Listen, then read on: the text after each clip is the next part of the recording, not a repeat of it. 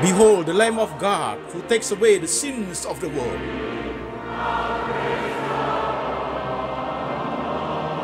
Jesus said, I am the way, the truth, and the life. No one comes to the Father but by me.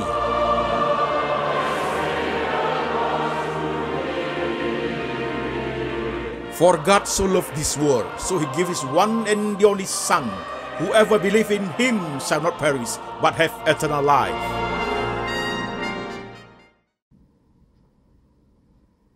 Shalom jemaat sekalian, saya Pendeta Antoni Chang. Salam kepada jemaat yang ada di kota-kota Indonesia dan juga jemaat yang ada di kota-kota di luar negeri. Hari ini kita online Sunday Service lewat Lembaga Antoni Chang Ministry International. Tema kita hari ini adalah kasihi sesamamu manusia seperti dirimu sendiri, part 1. Firman Tuhan hari ini kita ambil dari Injil Matius pasal 22 ayat 34 sampai 40. Demikian firman Tuhan.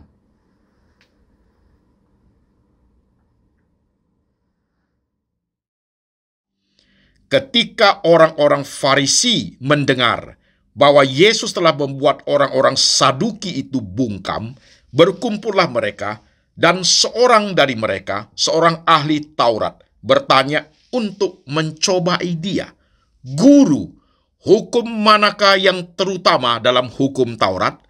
Jawab Yesus kepadanya, kasihilah Tuhan Allahmu dengan segenap hatimu, dan dengan segenap jiwamu, dan dengan segenap akal budimu. Itulah hukum yang terutama dan yang pertama. Dan hukum yang kedua, yang sama dengan itu ialah, kasihilah sesamamu manusia seperti dirimu sendiri. Pada kedua hukum inilah tergantung seluruh hukum Taurat dan kitab para nabi. Amin. Jemaat sekalian, firman Tuhan sudah kita baca, firman Tuhan sudah kita dengar. Sekarang saya mengajak setiap jemaat yang sedang beribadah pada hari ini lewat Lembaga Antoni Chang Ministry International, saya mengajak jemaat, mari kita tundukkan kepala, kita berdoa. Tuhan Yesus, kami sudah mendengar firman-Mu. Kami sudah membaca firman-Mu. Sekarang roh Tuhan bekerja, menerjemahkan firman itu dalam bahasa yang bisa kami mengerti. Pakai hamba-Mu Tuhan Yesus untuk menjabarkan firman Tuhan dengan bahasa yang paling sederhana, yang gampang dimengerti oleh seluruh lapisan jemaat, dengan contoh-contoh yang sederhana, dengan peristiwa-peristiwa praktikal dalam kehidupan kami sehari-hari, sehingga kami boleh mengerti akan kebenaran, dan iman kami diteguhkan, hubungan kami dengan Tuhan bertambah erat, dan kami hidup seturut dengan firman. Tuhan perbarui hati dan pikiran kami lewat firman-Mu. Kami siap mendengar sabda Tuhan. Tuhan Yesus berbicara, kami mendengar. Dalam nama Tuhan Yesus kami berdoa. Amin. Shalom jemaat sekalian, apa kabar? Salam kepada semua jemaat yang sedang mengikuti ibadah pagi hari ini. Saudara-saudara sekalian, seperti biasanya, bagaimana kehidupan kerohanian saudara sampai hari ini? Dengan berbagai peristiwa yang saudara alami. Baik peristiwa yang positif maupun yang negatif. Baik yang terjadi baru-baru ini ataupun yang sudah lama. Baik itu air mata, kesedihan, kemalangan, sukacita, berkat, kesenangan. Dua bagian peristiwa itu apakah tetap menjadi suatu jembatan membawa kita ini lebih dekat kepada Tuhan? Jikalau itu yang saudara dapatkan dalam pertemuan rohani saudara, berarti pertemuan rohani saudara itu bagus, on the track. Tetapi jikalau hanya faktor yang negatif saja yang terjadi pada diri kita, membuat kita itu mengeluh kepada Tuhan, sebaliknya faktor positif saja terjadi pada diri kita, membuat kita itu lupa dengan Tuhan, Saudara sekalian, itu artinya something wrong dalam kehidupan kerohanian kita. Pakailah kalimat indikator ini untuk mendeteksi, untuk menguji, untuk mengevaluasi pertumbuhan kerohanian umat setiap hari. Oke jemaat, sekarang kita lanjut. Tema kita hari ini adalah kasihi sesamamu manusia seperti dirimu sendiri. Firman Tuhan yang kita ambil saudaraku dari Injil Matius pasal 22 ayat 34 sampai 40 itu, Yesus mengajarkan kasihi Tuhan Allahmu dengan segenap hatimu, dengan segenap jiwamu, dan dengan segenap akal budimu. Dan kasihilah sesamamu manusia seperti dirimu sendiri.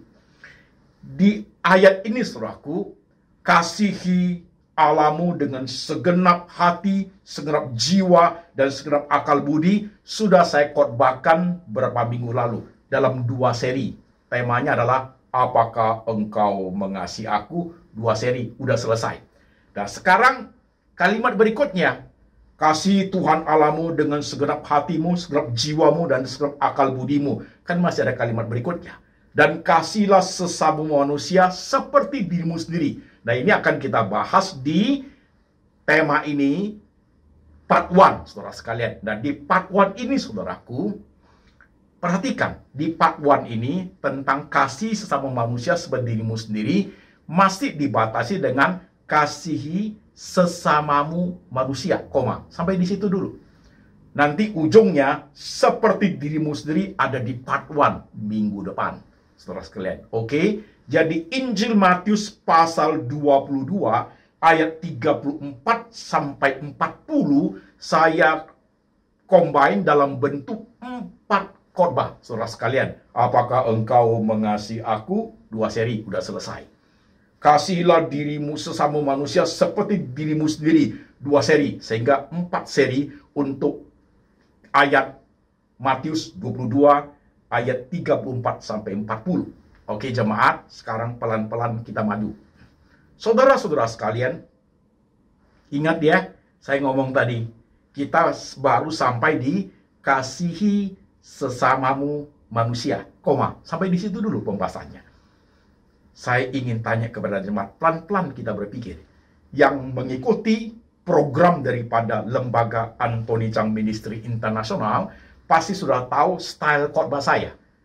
Membentuk cara berpikir, membentuk suatu Christian worldview yang baik, melatih kerohanian dengan bertumbuh rohani dengan baik, dan faith in Christ, pertumbuhan iman yang kuat dalam Kristus, dan hubungan yang erat dengan Tuhan. Oke jemaat, sekarang perhatikan. Beberapa pertanyaan saya ajukan kepada jemaat untuk menjawab pelan-pelan. 1. Sulit gak mengasihi sesama manusia? Sulit nggak? Coba jawab dalam hati. Pelan-pelan, 1 menit. Mengasihi sesama manusia. Gampang-gampang susah ya?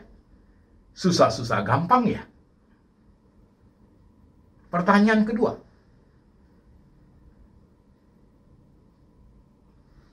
Mana lebih susah? Mengasihi diri sendiri atau mengasihi manusia lain? Mana lebih susah? Mana lebih sulit mengasihi diri sendiri dengan mengasihi orang lain? Dah, mikir ya 2 pertanyaan ini, tambah 2 pertanyaan lagi. Jemaat perhatikan.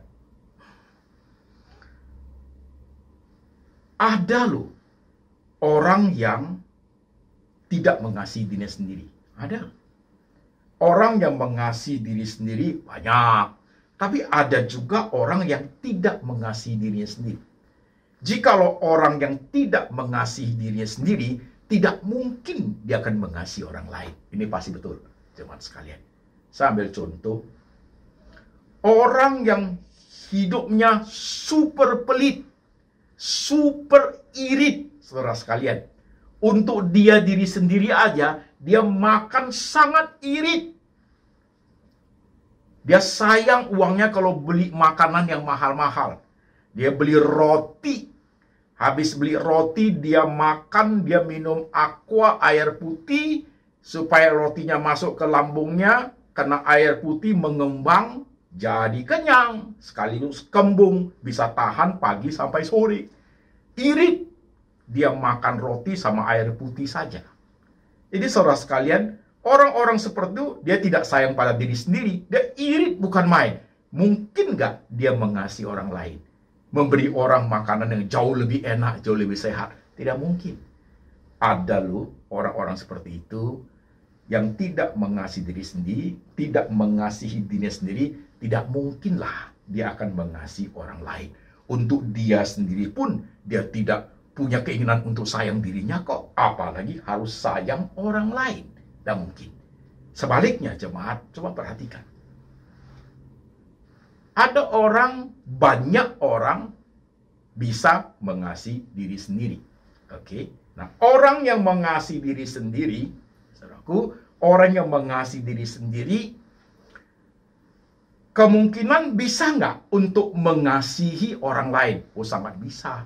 Ini nanti yang kita bahas di part 2, saudaraku ya. Kasih dirimu sendiri ke sesama manusia seperti dirimu sendiri. Nah, orang yang mengasihi diri sendiri, pasti dia bisa mengasihi orang lain. Tapi ingat, ada juga orang yang bisa mengasihi dirinya sendiri, tapi tidak bisa mengasihi orang lain. Ada juga orang seperti itu. Dia sayang dirinya. Dia makan yang sehat-sehat. Hidup foya-foya. Ya. Hidup hura-hura. Nyaman hidup. Kemana aja dia pergi. Dia nikmati hidupnya. Putus napas masuk surga. Gak ada urusan enak. Kepengen orang lain, gak pusing dia. EGP, emang gua pikirin. Ada orang seperti itu? Ada, jemaat sekalian. Jadi lengkap hari ini ya. Lengkap ya. Saya buat resumenya dulu. Mengasihi sesama manusia, gampang-gampang susah. Poin 1. Oke. Poin kedua. Mengasihi sesama manusia itu, saudaraku, itu sangat bergantung kepada orangnya. Ada orang yang untuk dirinya sendiri pun dia tidak mengasihi. Bagaimana mungkin dia mengasihi orang lain? Ketiga, ada orang yang mengasihi diri sendiri, possibility untuk mengasihi orang lain sangat besar. Poin keempat, ada orang yang bisa mengasihi diri sendiri, tetapi tidak bisa mengasihi orang lain. Jadi ada 4 poin dalam pengembangan wawasan tentang kasihi sesamamu. Oke jemaat, sekarang kita lanjut. Saudara-saudara sekalian, menarik nih sebenarnya tentang kemanusiaan, tentang humanity ini kita, saudaraku. Konsentrasi. Saudara-saudaraku, ada problem nggak dalam mempraktekkan kasih? Nah ini masalah hidup kita ini, saudara sekalian, masalah hidup kita ini. Pelan-pelan menyimak, saya utarakan beberapa kasus, saudara sekalian. Kasus ya di antara kita lah. Ada jemaat yang sharing, anak saya bilang saya pilih kasih pak. Saya lebih sayang kuku daripada adik. Ada jemaat juga sharing, istri saya lebih sayang mamanya daripada saya. Ada juga jemaat sharing,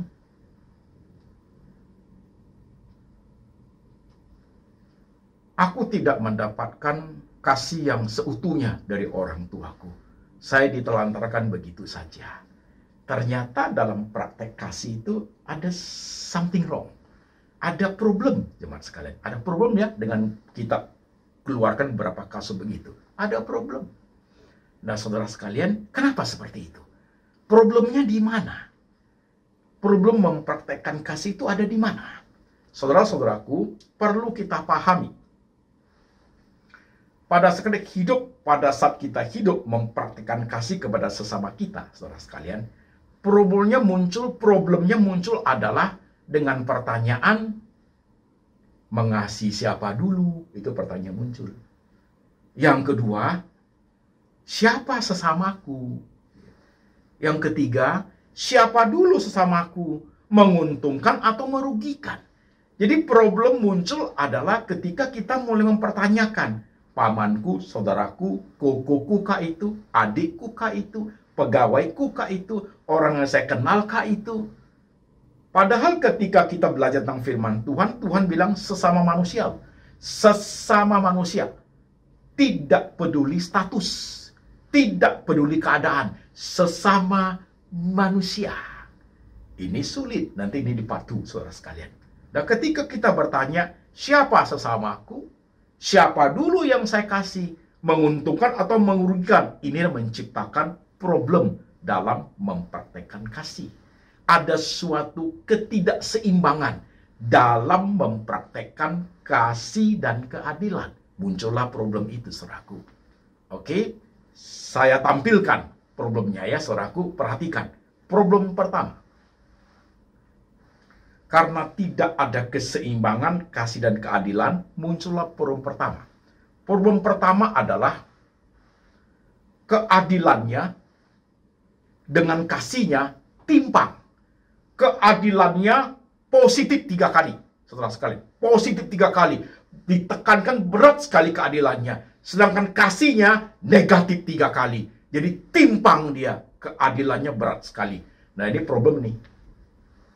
Artinya, jemaat sekalian, orang-orang yang mempraktekkan kasih seperti itu, baik orang tua, baik pemimpin perusahaan, maupun bos, ya, segala macam pemimpin lah, saudaraku, ya, ketika mempraktekkan keadilan yang positif 3, kasih yang negatif 3, timpang sekali, saudara sekalian, orang-orang demikian itu kecenderungannya adalah memojokkan. Saudaraku, apa-apa salah selalu mempraktekkan dengan hukuman. Seperti itu, saudaraku. Karena keadilan ditekankan. Nah, ini repot. Ini problem muncul poin ini. Keadilan berat sekali. Kasihnya nggak ada. Ini muncul kasus ini. Baik di perusahaan maupun di rumah tangga. Saya punya satu kasus, saudara sekalian. Itu udah lama sekali. Dan sampai hari ini sampai saya masih ingat. Itu kasus saya dengar dari kesaksian seorang pendeta. Saudara dengarin, bagus kesaksiannya. Ini praktek kasih yang timpang, yang keadilannya berat sekali, kasihnya nggak ada. Ini adalah problem rumah tangga. Ini ada suami, ada 2 anak sama mama. Nah, anak yang paling kecil, papanya ini mempraktekkan kasih yang timpang. Keadilannya berat sekali, kasihnya nggak ada. Jadi, setiap kesalahan daripada anak kedua itu, kesalahan kecil saja pun, papanya sudah marah. Papanya sudah teriak. Papanya sudah mengeluarkan kata-kata yang tidak baik. Selalu memojokkan anaknya. 1 hari, 2 hari, 3 hari, 4 hari, sebulan, 2 bulan, setengah tahun. Lama-lama hati anak kedua itu terluka dia. Dia tidak pernah merasakan kasih papa lagi. Yang dia rasakan adalah hal-hal yang selalu seolah dia salah semua. Hal-hal yang ditekankan adalah selalu dibalas dengan hukuman. Dibalas dengan kalau dia ada buat apa-apa. Begitu. Nah, saudara-saudara sekalian, jadi ini anak sakit hati, saudaraku. Ini anak sakit hati. Ya karena dia sakit hati, dia tidak mau bicara sama papanya. Papanya mulai merasakan ini anak. Kalau pulang sekolah, lihat saya di depan, dia masuk dari pintu belakang. Kalau saya ada di dalam, dia cepat masuk kamarnya, nggak keluar-keluar lagi. Kalau saya ada di ruang tamu, dia naik ke loteng, main komputer di situ. Ya. Jadi anak itu berusaha menghindari papanya. Sebulan, 2 bulan, 3 bulan, ini orang tua merasa ini sudah tidak beres keadaannya. Bagaimana solusinya? Dipanggillah seorang pendeta. Ketika pendeta itu coba mengevaluasi kasusnya, dengan teliti suami istri itu menceritakan apa yang ada, pendetanya mengambil kesimpulan, ini salah di papa. Kok bisa salah saya, Pak Pendeta? Papa terlalu memojokkan kondisi anak. Apa-apa selalu salahnya di anak, selalu diberikan suatu hukuman untuk anak. Maka anak itu sakit hati. Satu-satunya jalan yang terbaik adalah papa harus minta maaf kepada anak. Ini papanya, saya sebagai orang tua yang menghidupi, yang memberi makan anak-anak harus minta maaf. Pendetanya mengatakan tidak ada jalan selain daripada itu. Terserah suami istri. Setelah itu pendetanya pulang. Ini suami istri bergumul berat terutama papanya. Saya harus minta maaf. Dari mana ini peraturannya? Tapi ketika dia melihat perubahan keluarganya, hatinya gelisah. Karena ini kecenderungan sudah tidak baik. Nanti tahunan hubungannya menjadi tidak baik. Tahunan itu akan menjadikan keluarga ini tidak bagus. Akhirnya papanya mau mengambil kesempatan, mau mengambil suatu, ya namanya juga membanting harga dirilah. Dia mau minta maaf. Suatu hari, dia naik ke atas loteng, anaknya lagi main komputer. Dia naik ke atas loteng, dia udah naik ke atas, sudah mendekati. Anaknya lagi main komputer. Anaknya tahu loh, ada suatu benda hidup yang sedang bergerak mendekati dia. Dia tahu loh papanya, tapi dia nggak mau lihat. Dia tetap main komputer, dia tidak mau lihat. Dia tahu tuh papanya. Mungkin mau marah lagi, mungkin sudah salah lagi dia. Dia nggak mau lihat, dia main komputer terus. Main komputer terus. Tapi papanya ngomong, udah dekat papanya ngomong. Maafkan papa. Papa terlalu kasar sehingga selalu memojokkan kamu. Setiap kesalahan kecil selalu memojokkan kamu. Itu anak, jemaat sekalian. Tangan yang di komputer itu berhenti, saudara. Dia lihat papanya. Dia shock. Dia kaget. Kenapa anak ini kaget? Karena dia melihat, itu bukan papanya.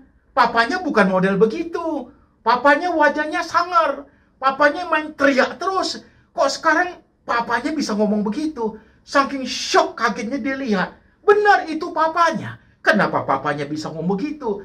Dia melihat wajah papa yang penuh penyesalan. Dia langsung peluk papanya, langsung nangis loh dia. Saudara melihat hal itu? Ketika orang tua mempraktekkan ketimpangan antara kasih dan keadilan, yang tercipta adalah sakit hati di hati anak. Untung masih ada kasih dan pengampunan di situ. Sehingga kasih pengampunan itu dipraktekkan, itu keluarga bisa pulih kembali. Dia peluk papanya kembali. Nangis tuh anak. Sebenarnya dalam hati yang paling dalam itu anak sayang papanya. Hanya tertutup sekian lama oleh cara praktek papanya berbicara kepada dia itu terlampau menyakitkan. Ini praktek, saudaraku, ketimpangan dalam mempraktekkan kasih dengan keadilan itu tidak seimbang. Jadi seperti itu. Saudara, saya cerita ini true story. Dan saudara bisa melihat itu bisa saja terjadi sama diri kita. Bisa terjadi sama keluarga, sama anak. Mungkin saya korban sampai poin ini, saudara mulai rasa. Itu terjadi sama koko saya, Pak. Ini terjadi sama menantu saya, Pak. Pilih kasih mereka. Ini terjadi sama saya, Pak. Anak saya ada 2, Pak. Tapi saya paling sayang anak pertama. Anak kedua sama sekali saya tidak sayang. Sejak dari kecil tuh, Pak. Rotan itu luar biasa anak kedua. Ada apa-apa, rotan bicara. Setelah dia menjadi besar, Pak, itu anak. Waktu kecil dia tidak bisa melawan. Setelah dia besar, dia menyimpan itu. Dia menyimpan. Lama-lama dia mikir, kenapa kuku boleh, saya tidak. Kenapa kuku boleh, saya tidak. Sampai dia sudah menjadi besar, dia sudah kuat, dia dewasa, dia bisa membalas apa yang papanya buat. Apa yang orang tuanya buat. Hati-hati jemaat sekalian. Ketika praktek kasih itu dengan keadilan timpang, kita memberatkan keadilan, apa-apa selalu salah, saudara sekalian. Kita tidak pernah melahirkan orang-orang yang setia kepada kita. Gak pernah. Orang-orang yang di bawah kita, baik anak kita maupun pegawai kita, mereka hanya menunggu waktu kapan kita itu jatuh. Dan kalau kita sudah tidak punya apa-apa lagi, jemaat sekalian, mereka itu akan menghindari kita. Mereka saat ini ada di depan kita hanya karena takut aja. Karena kita pakai keadilannya full power. Tapi kalau kita sudah tidak ada kuasa keadilannya lagi, saudaraku, mereka akan tinggalkan kita dan mereka sama sekali tidak mau lihat. Itu yang terjadi, poin pertama. Oke? Hati-hati dengan hidup seperti ini. Dan itu banyak di kalangan keluarga, family, perusahaan, banyak timpangnya kasih dan keadilan. Sekarang poin kedua. Poin pertama tadi, saudara sekalian, keadilannya berat sekali, kasihnya ringan bukan main. Nah, poin kedua adalah sebaliknya. Keadilannya ringan bukan main, kasihnya luar biasa beratnya. Ini juga timpang, ini juga timpang. Selalu yang ditekankan kasihnya. Nah, ini hati-hati jemaat sekalian. Ada jemaat WhatsApp saya. Pak Pendeta, kami punya anak. Nah, anak yang kami punya itu baru dapat anak perempuan satu-satunya. Jadi kami suami istri sayang bukan main. Jadi ini anak Pak Pendeta, apa aja yang dia mau kami turuti. Apa dia mau kami turuti. Kalau dia nangis, dia mau kami kasih. Ternyata perlahan tapi pasti dari umur pelan-pelan sampai umur mulai masuk umur 5 tahun, 6 tahun, ya sampai kepada remaja, sifat anak itu menjadi sangat luar biasa bahayanya. Menjadi orang yang tidak bisa diatur, Pak Pendeta. Nah, ini namanya praktek kasih dan keadilan yang timpang juga. Selalu yang dipentingkan kasihnya, tidak ada keadilannya. Jadi anak itu tidak pernah belajar. Kalau salah ada konsekuensinya. Anak itu nggak pernah belajar. Jadi kalau anak itu ada kesalahan di sekolah, dia akan pikir apa? Anak itu buat kesalahan di rumah, dia pikir apa? Paling saya bilang sorry, papaku nanti bilang, oke, udah nggak apa-apa. Papaku begitu aja kok. Jadi anak itu tidak ada respect kepada orang tuanya. Kecenderungan malah tidak menghargai orang tuanya. Karena kesal dari orang tua, praktek kasihnya terlampau berat dan keadilannya sama sekali tidak ada. Ini timpang, jemaat sekalian. Timpang. Yang begituan juga ada loh. Ada loh. Pelan, berhenti, pelan. Ada kan di antara kita? Alkitab ada contoh kan? Ishak dan Ribka.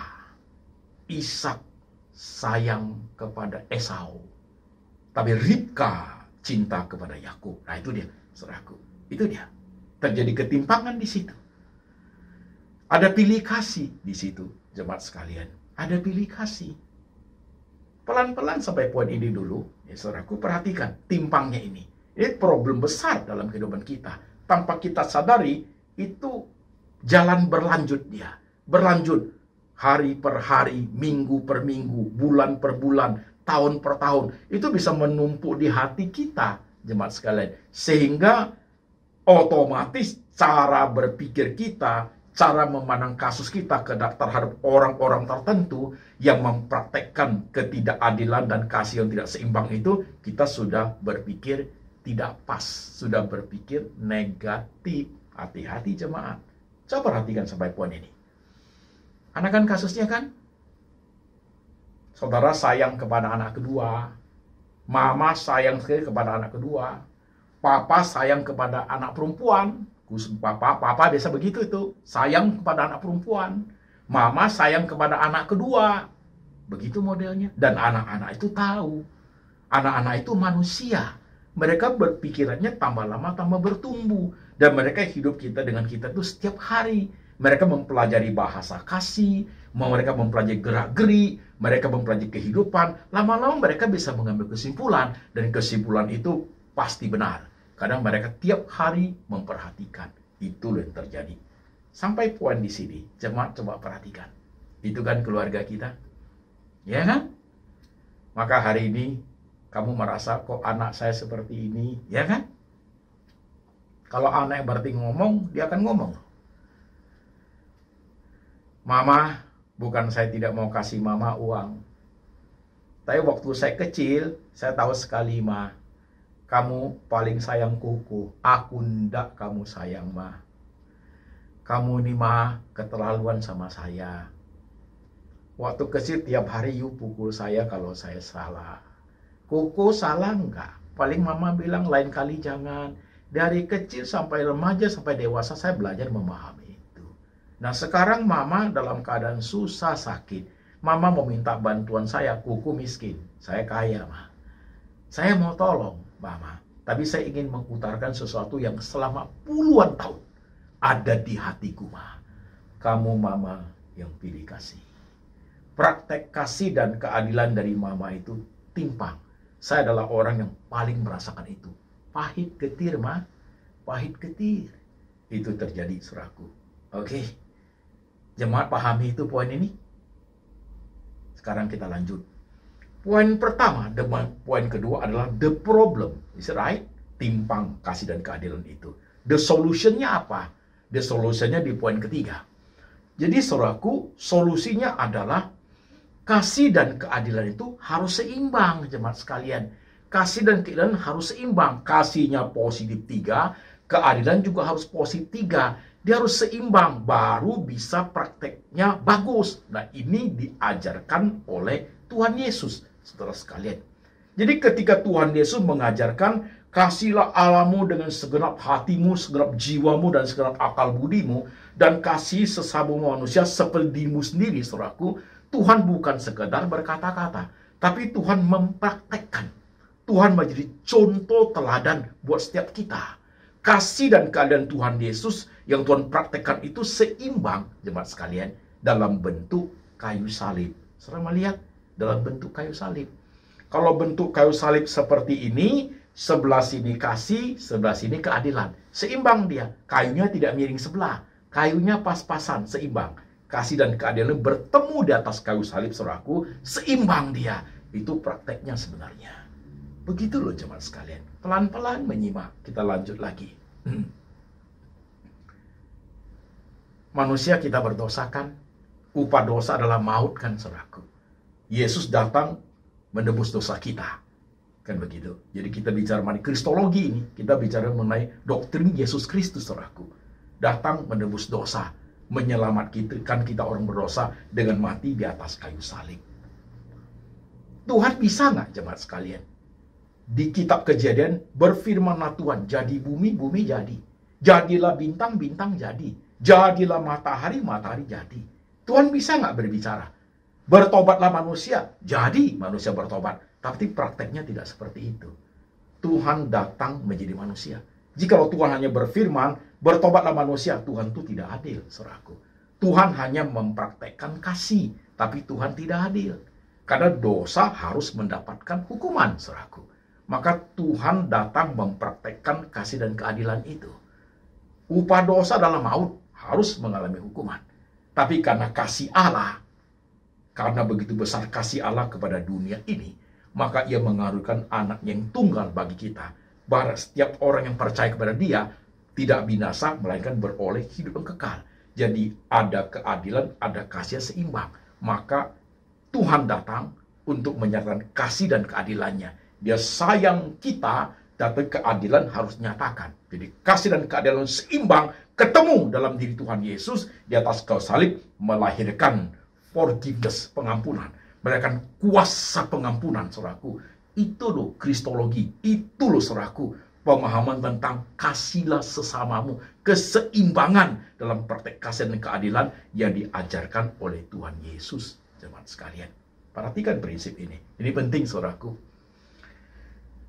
Jikalau saudara ingin dihargai, ingin disayang, dan mendapat orang-orang yang setia, anak-anak yang mencintai saudara, anak-anak yang setia kepada saudara, bawahan yang setia kepada saudara, bawahan yang bisa menjadikan kita menjadi contoh buat mereka. Mereka melakukan imitating. Kita bisa menjadi teladan, saudaraku. Praktekkanlah keseimbangan kasih itu seperti yang Tuhan praktekkan, jemaat sekalian. Jikalau kita mampu mempraktekkan seperti itu, jemaat, itu akan memberikan hal yang positif terhadap diri kita sendiri dan terhadap orang lain. Terhadap diri kita sendiri adalah kuasa. Ada kuasa dari perkataan kita. Ada wibawa dalam diri kita. Ada contoh teladan dari kita. Itu keseimbangan kasih dan keadilan itu melahirkan seperti itu. Dan terhadap hal positif dari orang lain adalah orang respect sama kita. Ingat loh, kasihnya tinggi sekali, keadilannya tidak ada, orang tidak pernah menghargai kita. Anak-anak kita tidak pernah akan menghargai kita. Tapi kalau kasih kita tidak ada, keadilan tinggi bukan main, orang hanya takut pada kita di depan saja, di belakang tidak. Anak-anak kita menjadi sakit hati karena mereka merasa dipojokkan terus. Saudaraku, terhadap orang lain, hal positif itu adalah orang bisa respect dengan kita. Yang kedua, saudaraku, selain respect, bisa melahirkan kesetiaan mereka. Hati mereka bisa setia kepada pemimpinnya, kepada orang tuanya. Dan yang ketiga, mereka bisa menjadikan itu contoh untuk mempraktekkan hidup seperti itu terhadap orang lain. Imitate, saudaraku. Seperti itu. Jemaat memperhatikan ini prinsip hidup. Nah, kalau prinsip hidup ini dipaparkan, berapa banyak yang tidak terjadi seperti itu? Berapa banyak? Banyaknya minta ampun. Timpang dia, jemaat sekalian. Tuntutan Tuhan, kasihlah sesama manusia seperti dirimu sendiri, itu tuntutan tentang kasih yang paling maksimal, saudaraku. Paling maksimal. Paling maksimal. Maka kita harus masuk nanti di part 2 adalah kasih sesama manusia, yang kita lanjutkan kalimat belakangnya. Seperti dirimu sendiri, itu paling maksimal itu di part 2. Jemaat sekalian, kalau sudah dengar khotbah sampai di sini, bagaimana engkau bersikap dalam hidupmu ini? Terhadap anakmu, terhadap istri, terhadap suami, terhadap cucu, terhadap bawahan, mungkin itu pegawai rumah tangga, mungkin pegawai office, mungkin itu pembantu rumah tangga, orang-orang yang kerja sama kita. Saudaraku, bagaimana kita meresponi lewat firman hari ini, bersikap dengan mereka? Adilkah kita? Mempraktekkan kasihkah kita? Hati lo jemaat, kelihatan khotbah ini sederhana sekali, tapi problem muncul di sini. Dan kalau sudah bertahun-tahun baru kita sadari, menyesal pun tidak ada gunanya. Kok anak saya seperti ini ya Pak? Kenapa suami saya seperti ini ya Pak? Kenapa adik saya seperti ini ya Pak? Kenapa bos saya seperti ini ya Pak? Tidak ada gunanya lagi. Tidak ada gunanya lagi. Karena kita tidak sadari. Kita tidak aware, jemaat sekalian. Di tengah-tengah praktek kasih dan keadilan sudah timpang. Kita terus mempraktekkan. Itu kan urusan saya Pak Pendeta. Ujungnya saudara akan baru merasakan pahitnya kehidupan itu. Oke jemaat, perhatikan prinsip khotbah hari ini.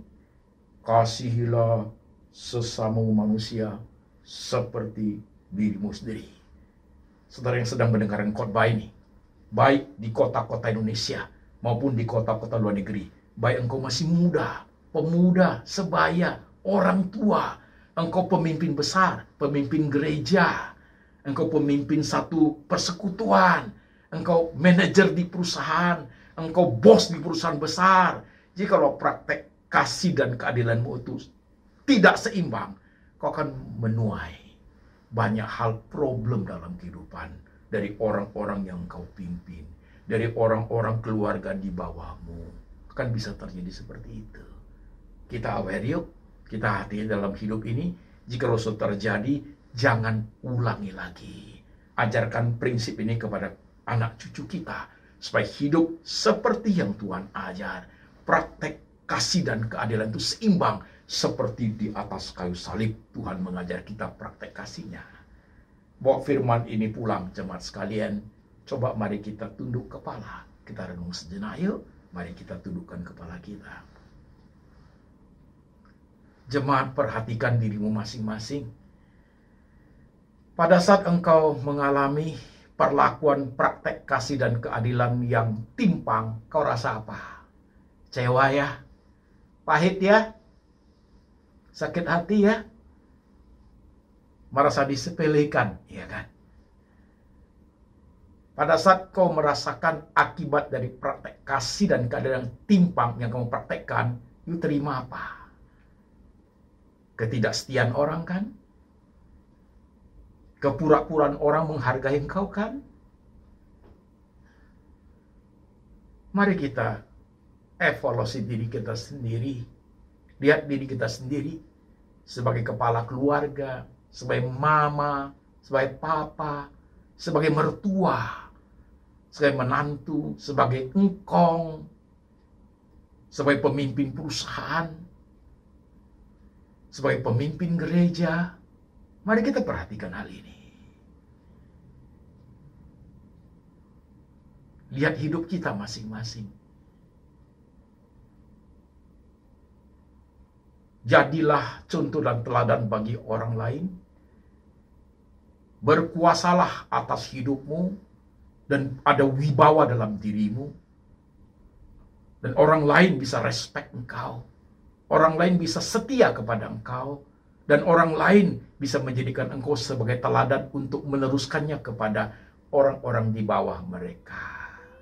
Tuhan, inilah kami, manusia yang sangat kurang, manusia yang selalu melakukan banyak kesalahan, manusia yang kasih dan keadilannya sering sekali timpang, sehingga menghasilkan problem kehidupan tersendiri dalam kehidupan kami. Tuhan, ampuni kami, Tuhan Yesus. Masih ada kesempatan untuk kami memperbaiki, masih ada kesempatan buat kami untuk merubah diri, masih ada kesempatan buat kami untuk merenungkan firman. Kiranya Tuhan Roh Kudus mengurapi kami, menolong kami Tuhan, membuka hati dan pikiran kami, memberikan kami kedewasaan rohani, kedewasaan cara berpikir, sehingga kami boleh mempraktekkan kasih dan keadilan itu seperti yang Tuhan mau. Kasihilah Tuhan Allahmu dengan segenap hatimu, segenap jiwamu, dan segenap akal budimu. Dan kasihlah sesamamu manusia seperti dirimu sendiri. Ajar kami Tuhan mampu mempraktekkan apa yang sudah Engkau firmankan. Tuhan Roh Kudus yang meneguhkan dalam diri kami supaya kami boleh mempraktekkan menjadi pelaku firman yang baik. Letakkan tanganmu di pikiran jemaat ya Tuhan. Letakkan tanganmu di hati jemaat ya Tuhan. Banyak jemaat yang problem keluarga Tuhan Yesus, karena praktek kasih dan keadilan yang timpang. Tuhan kasihani, Tuhan ubah, Tuhan pulihkan, Tuhan harmoniskan kembali keluarga yang seperti itu. Banyak kepahitan Tuhan, Tuhan yang perbaharui semuanya, supaya kami hidup seturut dengan firman. Kasih dari Bapa dari surga turun atas jemaat. Yesus Kristus Gembala yang baik selalu memelihara jiwa kami. Dan Tuhan Roh Kudus selalu mengingatkan kami di kitab suci, mengingatkan akan firman, mengajak kami hidup seturut dengan firman. Sampai selama-lamanya, sampai Tuhan Yesus datang kembali menjemput setiap kami orang percaya. Dalam nama Tuhan Yesus kami berdoa. Amin.